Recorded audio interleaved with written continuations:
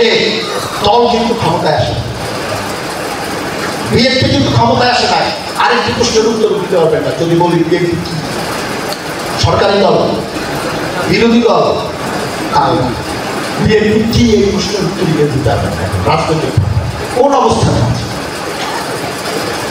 অনেকে জিজ্ঞেস করা, কেউ বলে বিএনপি সরকারের, বিএনপি সরকার তারা বলে ওরা আপনাদের সবচেয়ে বড় শত্রু, ওরা সবচেয়ে বড় শত্রু।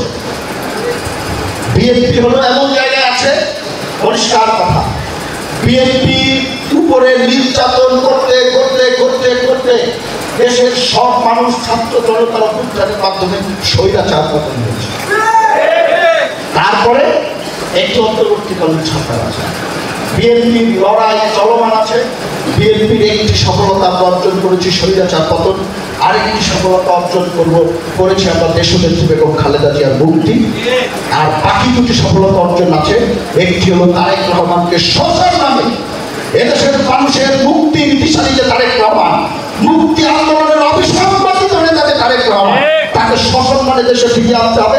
এবং তার যে প্রত্যাশা মানুষের ভোটের অধিকার ফিরিয়ে দিয়ে মানুষের সরকার, এই দুটি জিনিস যতদিন পর্যন্ত আছে ততদিন পর্যন্ত বিএনপি একটি লড়াই সংগ্রামে অবতীর্ণ দল হিসাবে আছে এবং থাকবে। এখানে অনেক বক্তা বলে গেছেন তারেক রহমানের মামলা কিন্তু করতে হবে না, আপনাদের একটি মামলাও কিন্তু করতে হবে। কেউ অসংযত আচরণ করবে, সবাইকে নিয়মের মধ্যে থাকতে হবে। নতুন বাংলাদেশ তৈরিতে তারেক রহমানের যে স্বপ্ন, সেই স্বপ্ন বাস্তবায়ন সহযোগিতা। অনেকে ভুল ব্যাখ্যা দিবে যে নির্বাচন পর্যন্ত আপনারা সবাই সংযত থাকেন, এই করেন সেই করেন, বলে না অনেক কথা। ভুল কথা। নির্বাচন কেন? তারেক রহমান যতদিন বাংলাদেশের রাজনীতিতে থাকবে, তারেক রহমানের নির্দেশনা মানুষের মন জয় করে, মানুষের ভালোবাসা অর্জন করে রাজনীতি করতে হবে। নির্বাচন করে বিএনপি ক্ষমতায় আসলে উল্টে যাবে, চালান করবেন, রাজধানী দখলবাজি, মানুষের সম্পদ।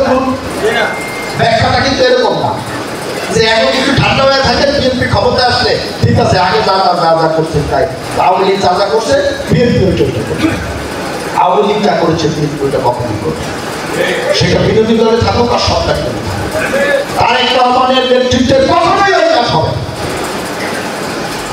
আপনি আপনার পবিত্র ধর্মে বলা আছে আপনার ব্যবসাকে হালাল করেছে, সুদকে হারাম করেছে। আপনার হালাল ব্যবসা আছে, আপনি ব্যবসা সুদ, দখল, অপরাধ এই কাজগুলো করা যাবে না। যে করবেন সে সংগঠন থেকে সে সংগঠন করতে পারে। বক্তব্যের প্রথমেই বলেছি শূন্য স্থান কখনো ভাড়া হয়। আমি বক্তব্য শেষ করবো, আজান দিয়ে দিয়েছি, শেষ কথাটি হয়ে যাবে। হয়তো বা আরো খোলামেলা বলতে পারলে ভালো হতো, অনেক লোক সব কথা প্রকাশ্যে বলাও যায়। তারেক রহমানের বক্তব্য পরিষ্কার। বিএনপি আমি যেটি বলেছি, আপনাদের মুখের প্রত্যেকে তারেক রহমানকে, আপনাদের প্রত্যেকের মাঝে সাধারণ মানুষ তারেক রহমানকে খোঁজে। এই জিনিসটি মাথায় রেখে আপনারা চলবেন, মানুষের সাথে ভালো ব্যবহার করবেন, সততা ও নিষ্ঠার সাথে ব্যক্তি জীবনে এবং পারিবারিক জীবনে এবং রাজনৈতিক জীবনে চলার চেষ্টা করবেন, আদর্শ মানুষ হিসেবে চলার চেষ্টা করবেন। সব ভালো কথা, রাজনৈতিক বিষয়গুলোকে রাজনৈতিক দৃষ্টিভঙ্গি থেকে দেখবেন। যে না করতে পারবেন সে দল থেকে ছিটকে যাবে। তিন সংগঠন মিলে একসাথে, এটি হলো তারুণ্যের শক্তি। তারেক রহমানের সবচেয়ে বিশ্বাস এবং ভরসার আশ্রয়স্থল। এটি কিন্তু তারেক রহমানের সবচেয়ে বিশ্বাস এবং ভরসার আশ্রয়স্থল। আপনাদেরকে উনি নিজের ভাইয়ের মতো ভালোবাসে, দেশনেত্রী বেগম খালেদা জিয়া নিজের সন্তানের মতো ভালোবাসে। এই ভালোবাসার সাথে এত হাজার হাজার লোক শহীদ হয়েছে, জীবন দিয়েছে, পঙ্গু হয়েছে, গুম হয়েছে। এদের ভালোবাসার সাথে আপনারা দয়া করে বেইমানি করবেন।